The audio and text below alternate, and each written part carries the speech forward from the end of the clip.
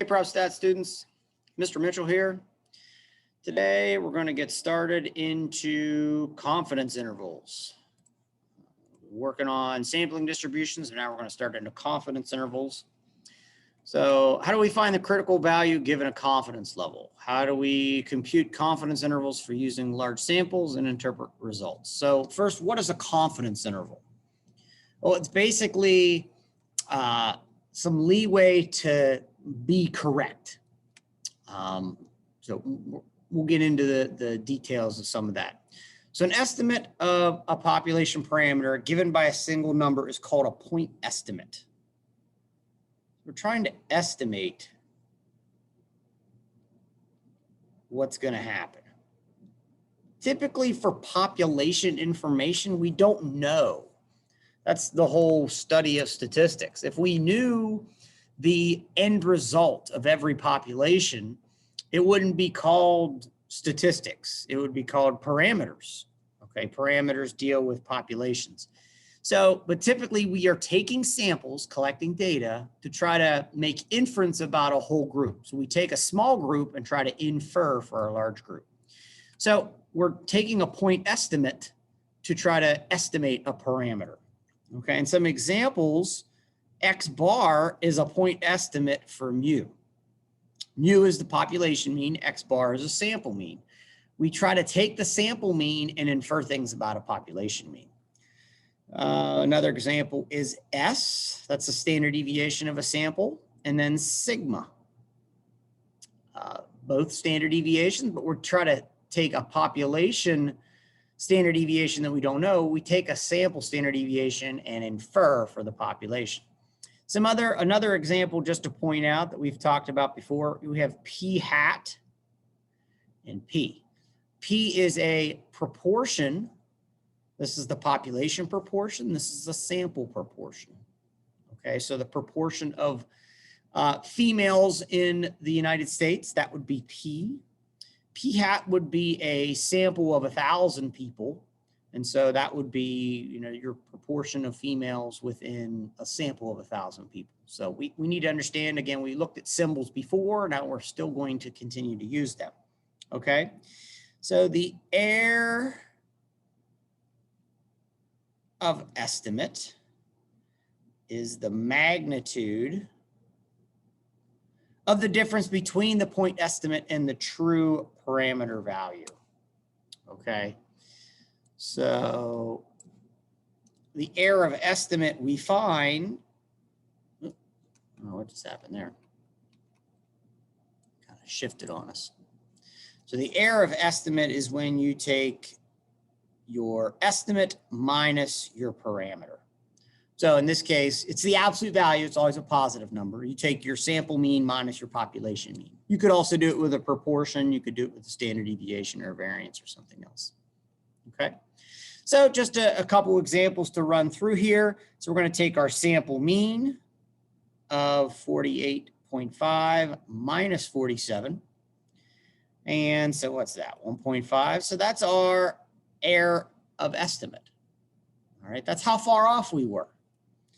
All right, and then we're also going to do the sample mean down here, 49.5 minus 47. That's going to be what, positive 1.1. So again, that is a negative number, but it's always the absolute value. You always look at it from a positive perspective. Okay, so let's go to our next slide. So we're talking about confidence intervals. Okay, if we do not know the parameter, and thus cannot find the error of estimation to tell us how good or bad our estimate of the parameter actually is. The reliability of an estimate will be measured by the confidence level. So again, what we just did, we know what we estimated and what the true answer was, but realistically, we don't usually actually know that, okay? So a confidence level or C tells us that by using our point estimate, blank percent of the time, the true parameter will lie within an interval. So this is our confidence level, okay? And it's something that's between 1 and 100%. All right, and we're going to look at typical levels that we use when we talk about confidence levels. okay? Suppose for a large sample, n is greater than or equal to 30, we want to find a general confidence interval for a population mean using the sample mean. So we're going to draw a little normal distribution here. We've gotten used to drawing those. So our point estimate is x bar. That goes in the middle. So that's our estimate. And then our confidence interval is going to go from here to here. And to find that, you take the point estimate plus the margin of error. Okay. And to go this direction, you take your point estimate minus the margin of error. So margin of error is just how much leeway that you can miss by and still be successful. It's kind of like hitting a target with a bow and arrow or a gun or something. If you're throwing a football and you need to hit a target, or a basketball going into a hoop, you can shoot a basketball into a hoop and it can be off by a little bit and still go through the hoop. Okay. So there's a perfect spot where the basketball can go through, but it can also miss a little bit this way, or it could miss a little bit this way, and it still goes in the hoop. Okay. So that's it's also, think about pulling into a parking space. There's a perfect spot where you could pull your car in, but you could be a little bit further to the right or a little bit further to the left and still be within that parking space and not have to worry about being over the line one way or the other. Okay, so that's kind of the idea of a confidence interval. So the margin of error can be called E or M. Okay, some textbooks call it M, lowercase m, some textbooks call it E. In our notes here, it's defined as E. So that's the margin of error. So E is the margin of error. And again, that's how far off that you can be and still be okay. All right. So if the population standard deviation sigma is unknown, then E equals Z sub C, that's called a critical value, times S over the square root of N. That's how we find margin of error. The population standard deviation is known, sigma is known, then E equals Z sub C times sigma over the square root of N.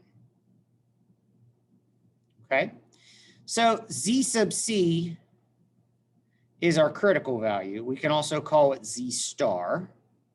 Okay, and this is part of finding the margin of error. And we'll look at a table on how to calculate that. Okay, so critical value is Z sub C or Z star. And then our sample size is N. So we're just identifying certain things that we're going to need in order to do certain calculations as we go through.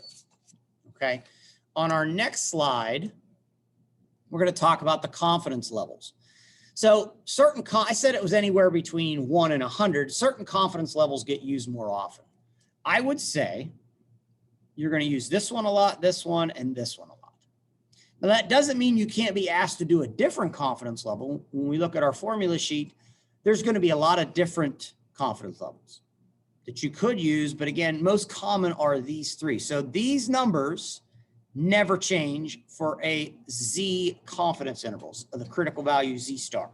If you're running a 90% confidence interval, this is the number you use. If it's a 95, this is the number you use. If it's a 99, this is the number you use. Those are the numbers that always get used. They don't change. Okay. Confidence intervals tell us how much faith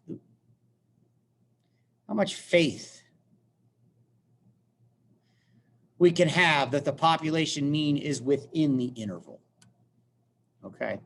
So what is a confidence interval? Like what are we doing? So let's just say here's our numbers and here's our true mean. This whatever this number is, this is the true mean. Okay. So a confidence interval is expected to capture the true mean. Now notice it's not right in the middle. I drew that off on purpose. So if we took 10 large samples, for each sample found a confidence interval, then 9 out of 10 intervals would capture the population mean about 9 out of 10. So if I drew 9 confidence intervals here, again, they should be the same width. 9 of them are going to capture. 1 of them is not going to capture.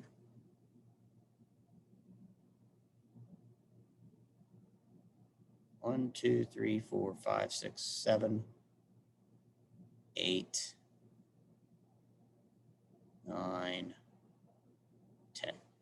So this one here did not capture. Okay, but 9 out of 10 did. Now, it's not an exact science. It's about 9 out of 10. So about 9 out of 10. You do it one time, maybe all 10 do capture, and then maybe another time, 8 of them. But if you do it over and over again, 9 of them will capture it. Okay, so here's your true population mean. 9 of the confidence intervals that we constructed from samples that we took capture this true mean. 1 of them did not. Okay, you don't want that to happen. We want to capture the true population mean, but sometimes it doesn't happen. Okay, so let's go through and do some calculations here. Okay, so we're going to find a 95% confidence interval for the mean serum level of vitamins in all persons similar to the control group. Okay, so some of the information is not given, so I'm going to give you this information. So X bar, this is just the background of a question on a certain page. So X bar was 11.9. Our sample size is 196. And our standard deviation is 4.30. Okay, so that's all the information you need to find a confidence interval. Confidence interval we find is X bar plus or minus M. Okay, and if we break it down further, X bar plus or minus what's M? It's Z star times S over the square root of N. So this is how we find a confidence interval. So we're going to do 11.9 plus or minus. Now I need to find my critical value, my Z star. So it's a 95% confidence interval. Okay, so we need to find Z star or Z sub C. So I need to go back a slide. So 95% is 1.96. The arrows are off that I drew earlier. 95 is 1.96. So my Z star is 1.96. So I need that value from that list. And that is in your table in the back of the book. So it's 11.9 plus or minus 1.96 times 4.30 over the square root of 196. So you plug all your numbers in just like that. Okay. And then you just type it into the calculator. So you calculate this number. So we get 11.9 plus or minus. When you evaluate this, you get it to be roughly 0.6. Okay. I think it's 0.602, but we'll just round it to 0.6 right now for the sake of making it a little easier. So that's the margin of error. That's how much you're allowed to be off by and still make a basket, or be off by and still make it into the parking space that you're not going to get a ticket if you park too far over, or hit another car. All right, so it's your leeway that you're still going to be successful.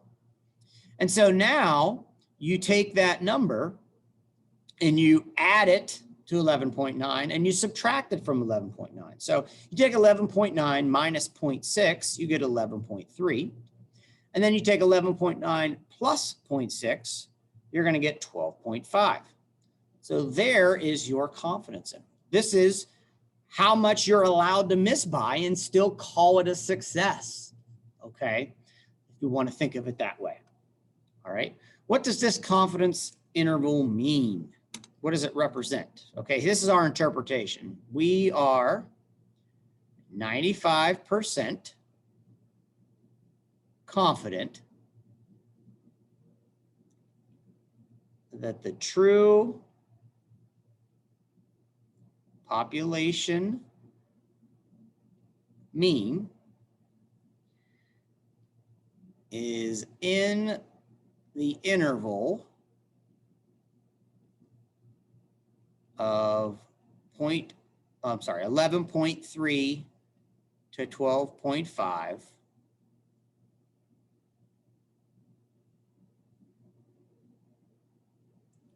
for, what are we talking about? The mean serum level. We are 95% confident the true population mean is in the interval of when dealing with the mean level of serum levels. You always want to put your context. Okay, we're talking about the mean serum level of vitamins. Okay, that's what it means. That's what it represents. Okay, let's try one more and then we'll be done. So find a 95% confidence interval for the mean serum level of vitamin E in the population of all persons with similar lung cancer risks. Okay, so again, this information has to be given to you. We're just doing the problem. So the mean is 12.5. The standard deviation, it's a population standard deviation is 3.2. It's not going to change how I calculate the standard deviation. Okay. And our sample size is 99. We can find our Z star. We look back at our table, but it's still the same confidence level. It's still a 95, so it's still going to be 1.96. So we take 10.5 plus or minus 1.96 times 3.2 over the square root of 99. There's the setup. Run your calculation.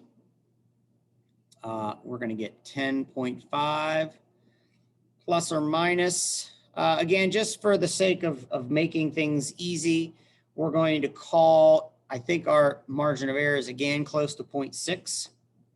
Okay. And so when we subtract, we're going to get 9.9. And then we're going to get 11.1. And so there's my confidence interval. All right. So what does this confidence interval mean? It's the same interpretation. We are 95% confident that the interval from 9.9 to 11.1 captures the true population mean level of vitamin E, the mean serum level of vitamin E in patients that have lung cancer risks. Okay. Let me know if you have any questions.